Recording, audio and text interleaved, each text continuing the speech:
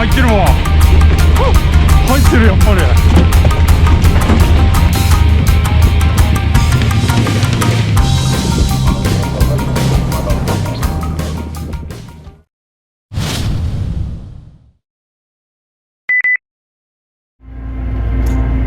警備ご苦労さんです。こっちは向いてきたわ。すごい来るね。はい、視聴者の皆さん、そして北欧丸の皆さん、おはようございます。拓江丸の船長、与永です。ということで、今日は漁業取締船北欧丸に見守られながら毛ガニ漁やっていきたいと思います。中にちゃんと貯金してますからね。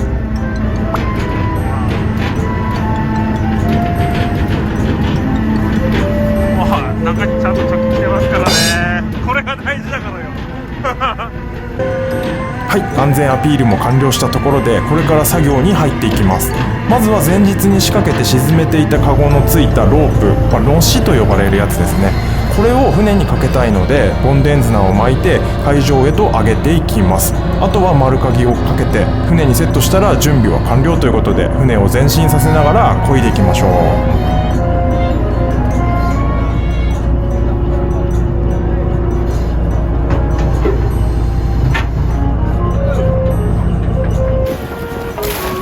シーズンを通してこののしは入れっぱなしなので、また次の日も焦げるように目印のオレンジ玉がついたボンデン綱を海へ再投入します。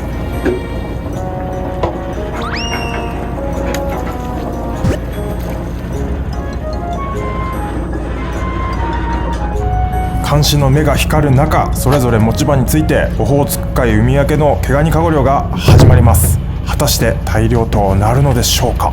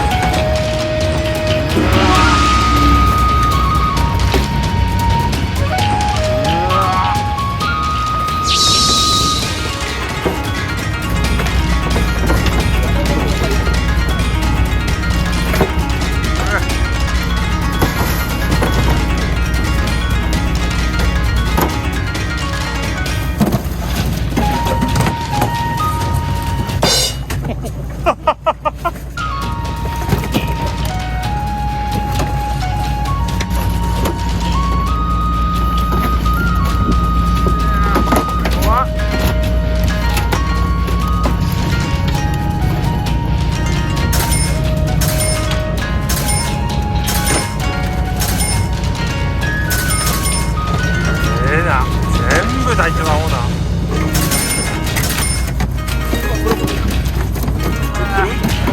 厳しいっすね。厳しい。すごい厳しいですね。はい、ということで今年も豊漁でスタートできました。さらには小さな個体や和カと呼ばれる脱皮したカニも多く見られ、漁業資源の回復が顕著に現れたと言ってもいいのではないでしょうか。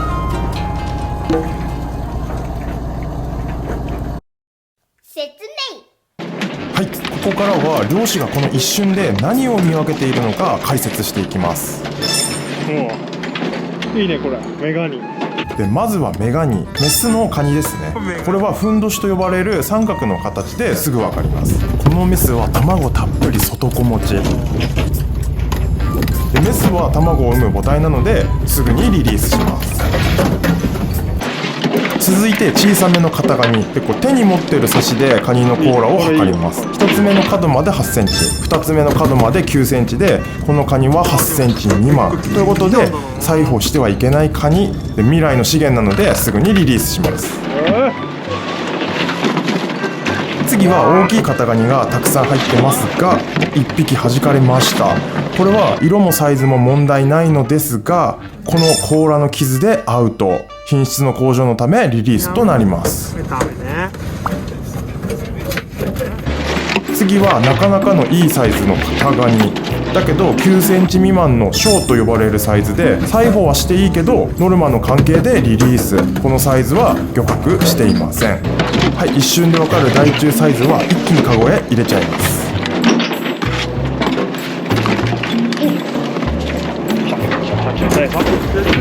入るかな。これ絶滅危惧種じゃん。はい、万能カツゲット。最近入んねえんだけどな。綺麗な色の脱皮したカニ、これが若ガニと呼ばれるカニで、今はね甲羅がペコペコしてるけど、だんだん硬くなって来年タガニとなって漁獲するのでリリースします。うわー、すっげえ超どれ。うわー、これはチャンピオンだわ。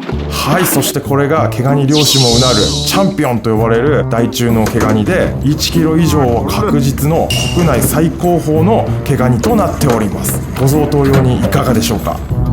この大中の型ガニは足の関節に傷があるので NG、 厳しいチェックで品質管理します。全部完璧にはね無理だけど。お、かわいいよねこれマジで。おい、これも去年取ったもん。そしてこれが漁師のアイドルダンゴウオ、風船魚とも呼ばれてて、カニカゴのね上後によくくっついてきます。フォルムがね可愛い。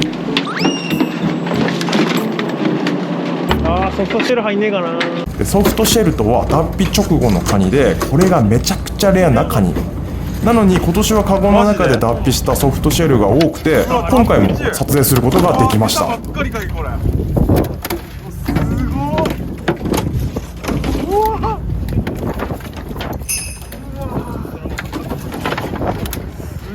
うわ、すっごっ。あ、生きてる生きてるこれ。ピロピロピロって。これ残骸。これが出たやつか。す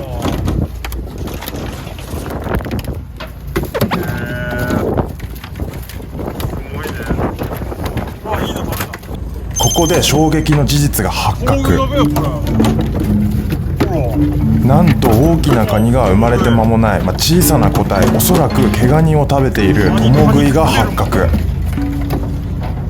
れはうまくねえな。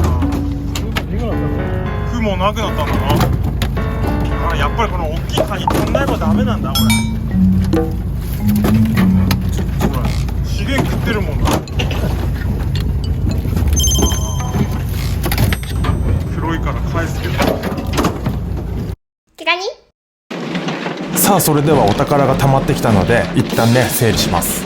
型ガニは若ガニ、脱皮のカニとは違って甲羅が硬いので、こうガーッと開けてもね結構大丈夫。でも店頭に並ぶと1杯何千円もする高級食材なので、細心の注意を払って取り扱います。海明けの毛ガニは元気もよくって静かにさせるのも大変なんですが、このマタイと呼ばれる麻布をかけて全体を覆ってやると、暗くて安心するのか急にね静かになります。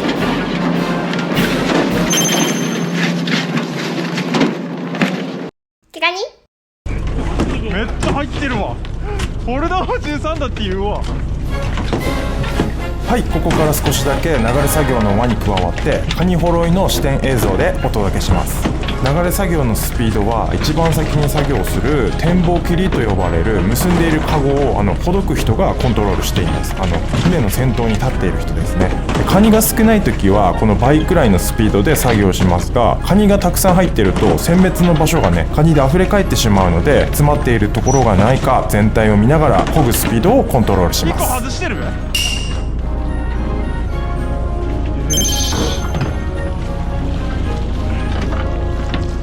し。うわー、マジこれだけは失えないぞ絶対に。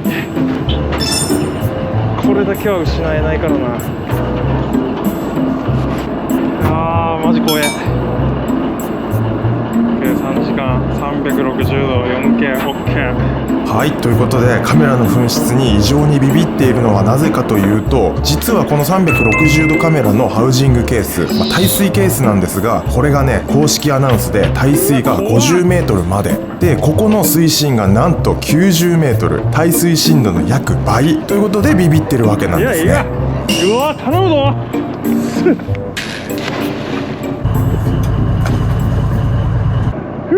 お願いします。絶対帰ってきてねマジで。よし。はい、ということで翌日まずはカメラ本体を無事回収しました。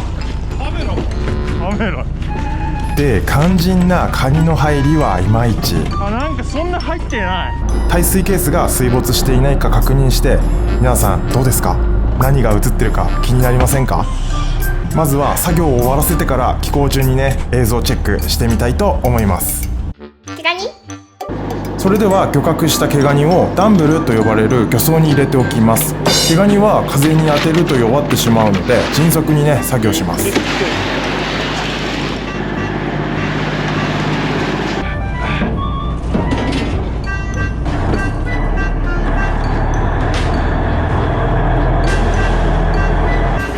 前までは取ったカニを1カゴずつ手かぎを使って人力で荷揚げをしていたんですが、今は漁獲量も増えてカゴの数も増えたので4トン車のユニックを使って荷揚げをしています。なので少ない回数で荷揚げができるように3段に重ねて1回で9カゴ詰めるようにしました。これで帰ってからの労力が全然違います。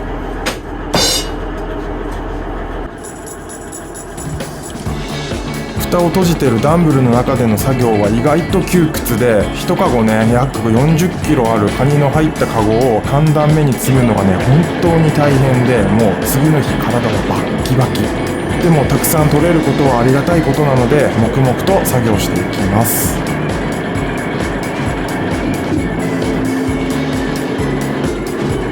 入りの少ないカゴに半端なカゴのカニを移してで積み上げていき、最後脱走防止用のカゴをかぶせて作業終了となります。毛ガニ。はい、それでは360度カメラが無事だったのか確認していきましょう。とりあえずケース内の水没はなしで、バッテリーを入れ替えて電源が入るか確かめます。で持ってきた iPad につないで、カニ映ってる。めっちゃカニ映ってる。早速何が映っていたのか見てみましょう。それでは水深 90m へレッツラゴー。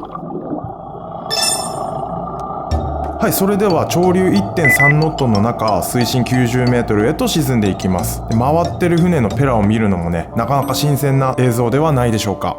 10分ほどかけて海底へと沈んでいくのですが、360度カメラだと周りも全部見えるんですが、残念ながら魚は映っていませんでした。さあ周りも暗くなって海底が見えてきました。小さく見えてるのは毛ガニかな。ライトに照らされて潮流も映っていますが結構速いですよね。はい、無事ひっくり返ることなく着底したので周りの様子を見てみましょう。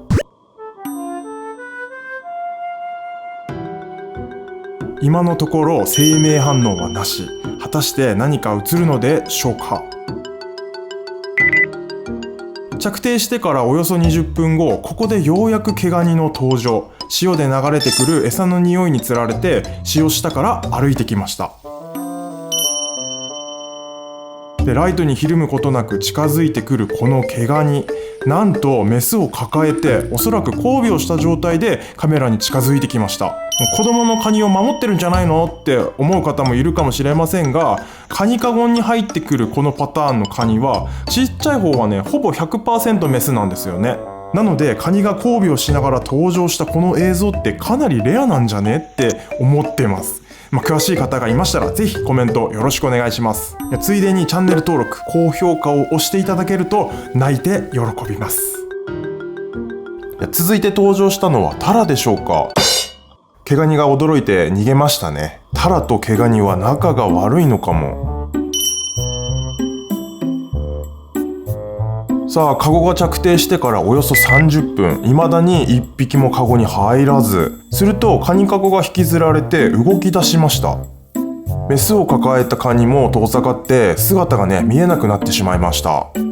おそらくカゴ上げ作業が終わってのしをね船から離したので動いたのではないかと推察しています。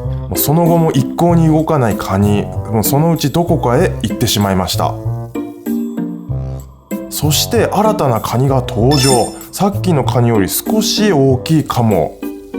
このカニ、カゴには登らずライトの方へ。潮が速くて登れないのかな。この時点でもう35分が経過。未だ1匹もカゴに入らず、このカニもうライトの方へ行って、でこのカニさっきの交尾してたやつらかい。で匂いにつられて戻ってきたようですが、結局カゴには入らず、ライトの前でまた微動だにせず。カゴの方に新たなカニが現れたので、こっちの様子を見ていきましょう。大中サイズと思われるカニが2匹現れて、約20分ほどカゴの周りをぐるぐる回って、1匹はライトの前へ。そしてカゴ着底から約55分、ようやく1匹捕獲となりました。毛ガニ。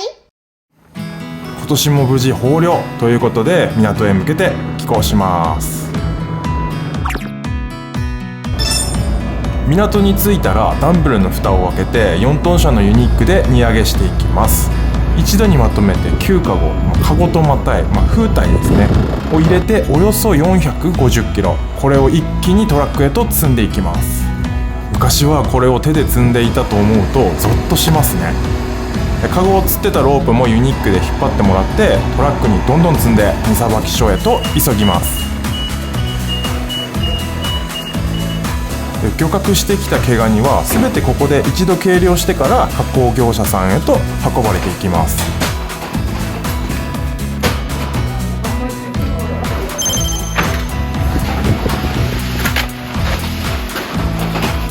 オホーツク海の海が明けて、毛ガニ漁もホタテ漁もスタートして、もう港にね活気が戻ってくると春の訪れを感じます。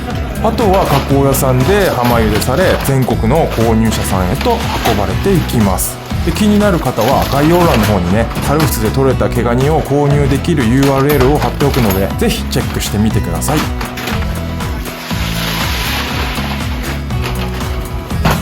それでは最後までご視聴いただきありがとうございました。また次の動画でお会いしましょう。バイバイ。